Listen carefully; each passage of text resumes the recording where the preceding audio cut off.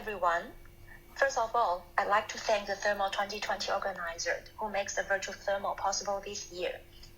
It's a great pleasure to have this chance to report the development of a digital fission track analysis training module that we've been working on for the past few months during the lockdown.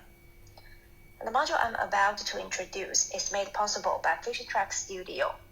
For those who haven't come across with this, it's a cross-platform software suite that is specialized for microscope control and image stacks acquisition using the first component, TrackWorks.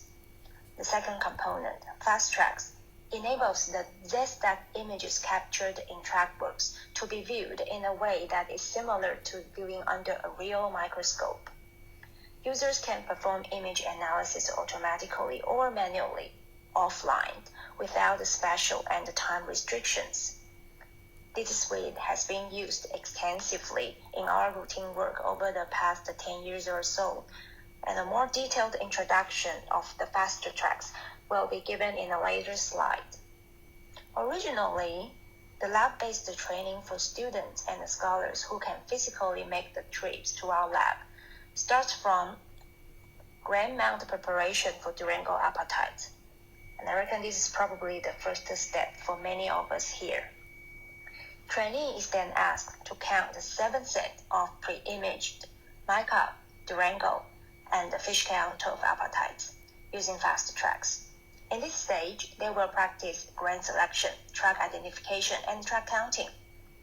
The next and the core exercise is to challenge 20 unknown and the 3 Californium irradiated lens mount, capturing images of selected grains and lens using TrackWorks, and carry out LASIK analysis afterwards. Image analysis using FastTracks is carried out along with the previous practice to produce essential data for each calculation, and data obtained from each stage and their reproducibility against results from more senior analysts is constantly reviewed throughout the course. Trainees are asked to complete all steps before they can start processing their own samples. It is undeniable that lab-based training experience is unreplaceable, but as the unprecedented 2020 situation, I'm sorry I have to mention the word unprecedented, visiting other labs may not be easy due to various restrictions in play. Our aim is to use the experience learned from lab routine to develop an image-based approach to deliver a traditionally labor-intensive training to analyst computer. With the digital training module, we have eliminated the equipment involved steps and put up a package that contains a wealth of images. By including a mixture of suitable and unsuitable grains, grain selection can be executed even without access to a microscope and sample mount. Overall, we include 2 sets of mica and over 400 grains, and image potentially contain over 500 measurable confined track lengths for trainees to practice with. And here I'd like to give more details about the unknown samples in this module. Apart from the 2 most commonly used apatite standards, further 6 apatites are also included in these training packages. They have distinct chemical compositions and track length distributions, as you can see from the table here, and were obtained from a variety of geological settings. We are planning to incorporate more sedimentary samples in the future. One thing I found very frustrated in the early life of track counting was why the samples and tracks I'm counting now look so different from those in Durango and the fish count curve apatite. And is this a track? Should I select the grains when only restricted number of so-called good grain are available? And where should I place the region of interest? This is why we want to include more unknowns. We expect to expand this section as the module evolves. Of course, images of reference materials can also be replaced if there were better options available. All the samples provided have been used for our intra-laboratory training at Melbourne over the past 6 years. And this figure shows single grain track density measured by 3 analysts as an example. This sample contains 36 grains, and for this particular sample, the region of interest was predetermined in order to evaluate trainees' track identification and the grain selection criteria. From the pattern, we can tell that the reproducibility is pretty good, but the analyst A measured much less grains than other 2 analysts. This shows A may have different grain selection criteria, and we should probably go back to images, examine those unselected grains. Images of 2 samples used in previous inter-laboratory studies are part of the exercise for data quality evaluation, one for counting and one for length measurement.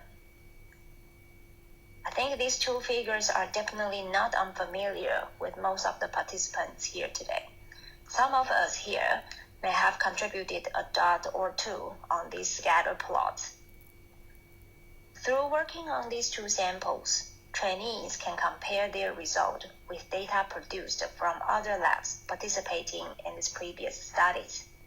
And again, we include many unsuitable grains in image collections for grain selecting purpose. I can do a brief sum up here. Overall, there are 3 main components in this module. The first component is a series of grain and confined track length images.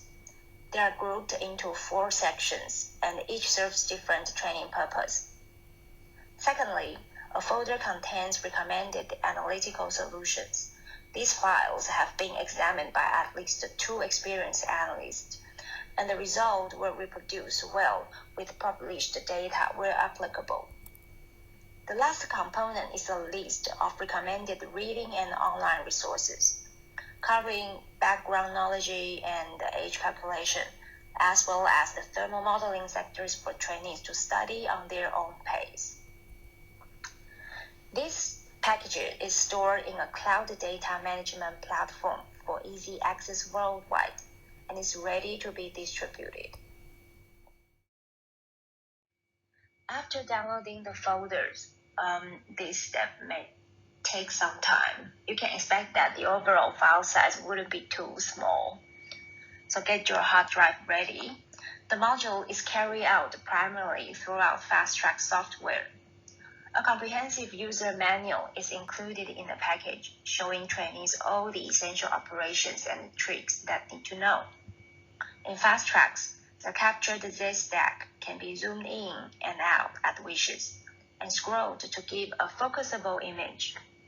Observations can also be switched between transmitted and reflected light, or these 2 modes can be overlaid using different degree of transparency. The user can carry out a series of measurements starting from region of interest determination, and there are a couple of ways to quickly do so, like defining an area directly or by shrinking a distance away from the grain boundary. The next step is to perform auto-analysis sequence, including auto-track counting, automatically defining the C-axis and the D-par. Manual checking should always be performed after every auto-analysis. And if a confined track length is available from the grain, it's very lucky. Track length measurement can be performed here. Length data is exported to a specific file, which is different from the counting data, and with the assist of a separate window showing the Z-depth cross-sections of the feature. Users can potentially provide analysis with more systematic criteria. After familiarizing themselves with using the software, trainees are then led to complete a series of carefully designed exercises to acquire the various skills in fission track dating.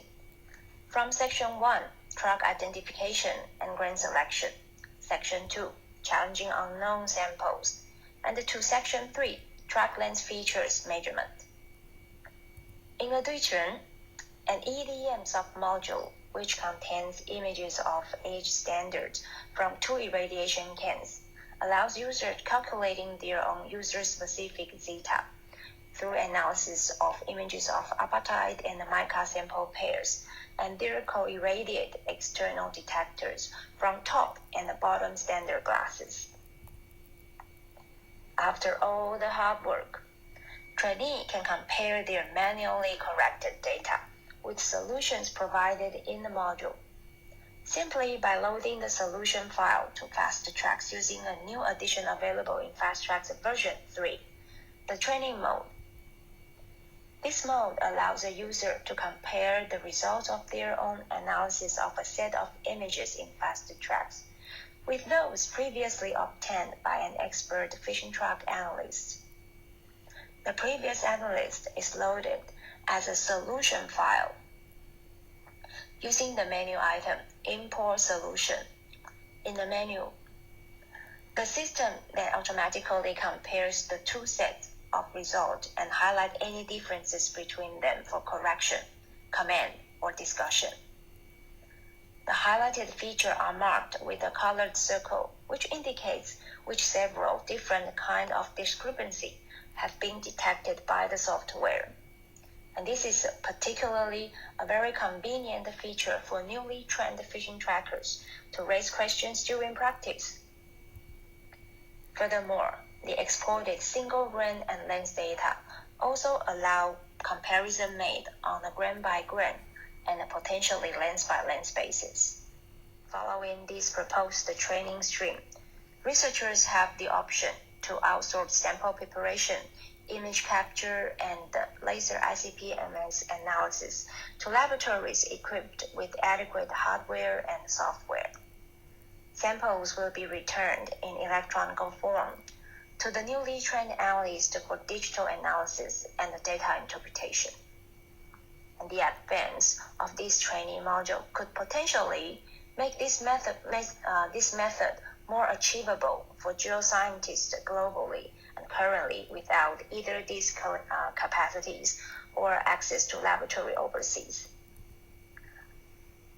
And in terms of the proposed time required for completing the whole module, I'd say it should cap at 1 month with approximately 8 hours workload per week in average, based on the lab training conducted previously. While the full package suite provides the most comprehensive content, experienced analysts also have the flexibility to work on only selected sections or just a few samples for a quick refreshing of memory and skills. What we are presenting here is a training module specific for remote learning. By using a virtual microscope equivalent software, users can carry out the exercises anytime and everywhere. The goal is to equip researchers with the confidence and the skills to produce reliable and reproducible analysis. And we understand that all the labs have their own recipe in terms of training. With 2 collaborative labs, this module is currently being tested on both experienced conventional fission track analysts and totally untrained students. We are hoping to reach a version of improved content and usability in a later stage.